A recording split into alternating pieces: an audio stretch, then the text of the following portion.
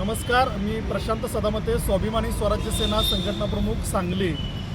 महाराष्ट्रातील पहिल्या टप्प्यातील 12 जिल्हा परिषद आणि 125 पंचायत समितीचा निवडणूक कार्यक्रम राज्य निवडणूक आयोगाने जाहीर केलेला आहे। प्रत्यक्ष 16 जानेवारीपासून उमेदवारी अर्ज दाखल करण्याची प्रक्रिया सुरू झालेली आहे आणि प्रत्यक्ष 5 फेब्रुवारीला मतदान होणार आहे। परंतु महाराष्ट्राची बहुजन समाजाची कुलस्वामिनी, धार्मिक श्रद्धेचं स्थान असणारी लगतच्या कर्नाटक राज्यातील चिंचली येथील मायक्का देवीची यात्रा देखील 5 फेब्रुवारीलाच भरते आणि 5 फेब्रुवारीला मतदान आणि मायक्का देवीची यात्रा होत असल्यामुळं लाखो भाविक हे यात्रेनिमित्त त्या ठिकाणी सहभाग होणार आहेत। त्यामुळं या ठिकाणी मतदानावरती त्याचा मोठा परिणाम होणार आहे। तसेच लाखो भाविक हे 5 फेब्रुवारीच्या मतदानापासून वंचित राहणार आहेत। लक्षात घ्या, मी स्वतः सावळत जिल्हा परिषद गटातून त्या ठिकाणी तयारी करतोय।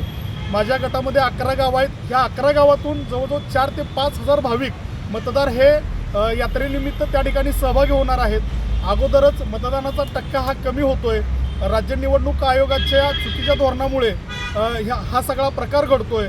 त्यामुळं राज्य निवडणूक आयोगाने या सगळ्या प्रकाराची गांभीर्यानं दखल घ्यावी व निवडणुकीची जी तारीख आहे ती 5 फेब्रुवारीऐवजी 7 तारखेनंतर कोणतीही घ्यावी। अन्यथा जे कर्नाटकमध्ये मायक्का देवीच्या यात्रेनिमित्त जे लाखो भाविक मतदार त्या ठिकाणी गेलेले आहेत त्यांची त्या ठिकाणी मतदानाची मायक्का देवी चिंचली येथे सोय करण्यात यावी अशी मागणी या ठिकाणी मी करतोय।